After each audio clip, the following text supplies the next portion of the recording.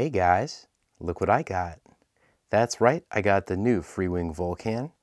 In this video, we're going to unbox it, we're going to take a look at all the parts and pieces, and then at the end we're going to wrap things up with our pros and cons.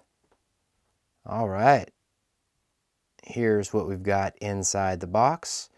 Everything from stickers to a warranty card, which is new. I've never seen that before. I'm not sure I like that, if I'm being completely honest, because sometimes the weather is not good for a long time and bench testing can only get you so far. But I do have to give Motion RC a massive amount of credit for the poly bagging of absolutely everything, in addition to labeling the accessories pack right there. I don't want to get too close because it will blow out the white balance. But coming up next, I'm going to show you everything out of the packaging. Now we're going to get a look at this being uncovered. One thing that I did notice is that it's got a foil strip on it, which is pretty darn cool. And of course the canopy, nice and shiny. I noticed that in some of the videos, and I believe on the Motion RC live show. But it looks really shiny, really nice, really sleek. I quite like that. The colors pop quite nicely. We've got kind of the gray, yellow, and dark bluish purple. Those colors really do combine well. I quite like that. There's really not much else to say other than when I come back, this will be fully assembled. Alright guys, here is what this plane looks like, fully assembled. I do need to do a little fine tuning on the front nose wheel as well as the rudder. But other than that, everything is pretty much set and ready to rock. There are two things that I wanted to point out, which is why we're looking at it at this angle, not a common angle for my channel after an assembly. So right here, we've got an air gap right there. Definitely not a common thing. And no matter how tightly I screwed the screws down, I could not avoid having an air gap there. In fact, at a certain point, it expanded that air gap. So I'm not sure if there's a manufacturing issue or what it is. Not that big of a deal because it does feel strong otherwise. And I do plan to fill that gap with some foam tack internally, so that really won't affect performance.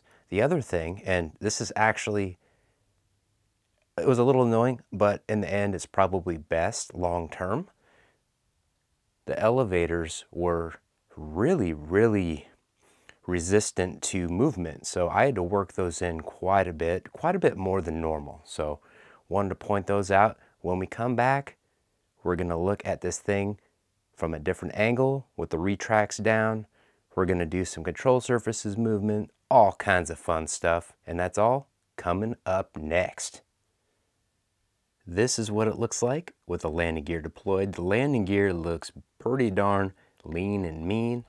It's got springs instead of like the shock, like the A4 Skyhawk and things like that, but these still look plenty functional, especially at this price point in this day and age. Here are the ailerons. They're moving nicely.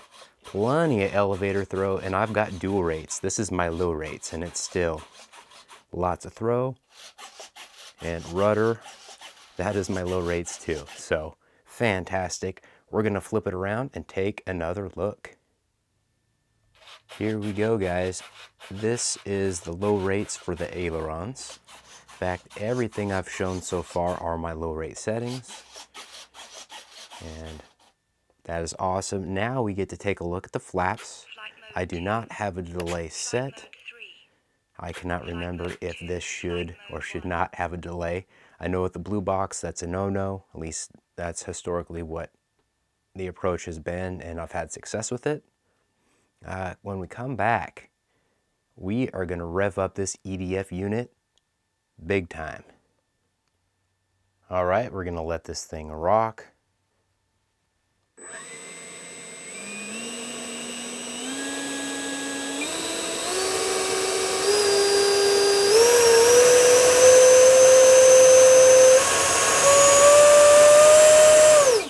Whoa, we got up to 81%. Here's a quick look inside the battery bay. And right there out front, we've got the Spektrum AR620. And right behind it, we've got the Admiral 4060C pack. And that's right about where I plan to do the maiden flight. That's right where the CG seems to line up with the provided CG mark on the bottom. So let me know if that worked for you guys or if you had it in a different location. Comment below. I will share that with everyone watching. Possibly, maybe even pin it. Who knows? Who knows what could happen, guys? Coming up next, we're going to do our pros and cons. We're going to wrap things up now with our pros and cons. As far as the pros go, the build was relatively easy. Nothing but screws. And it seems strong overall. The foam is thick. Like the wing tips with my Bayhawk, which I love. My favorite EDF, period.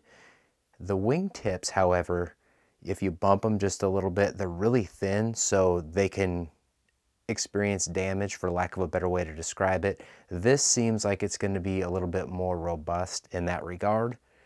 The size is really easy to transport.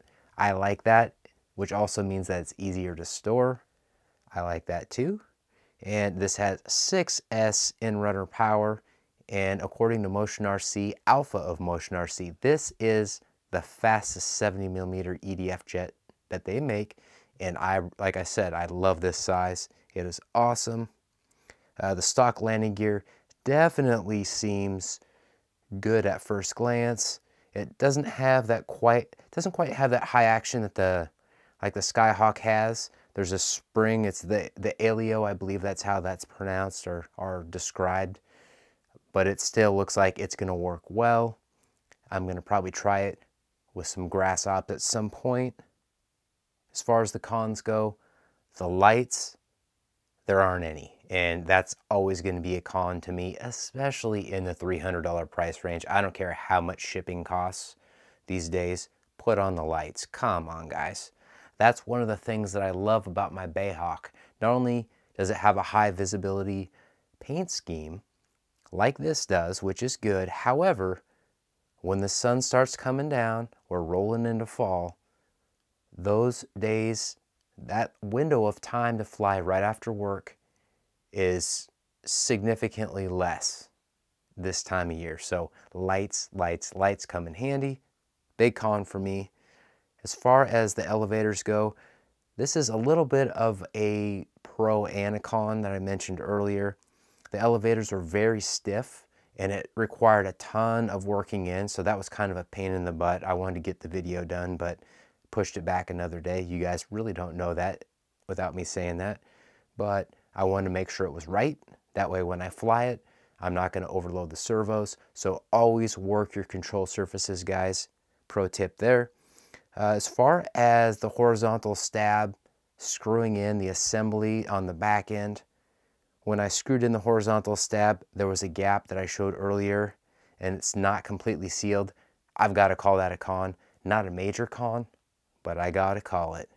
With all that being said, like, comment, and subscribe. Check the links in the description of the video, and visit GBLynden.com. Help support the channel, and GBLynden out.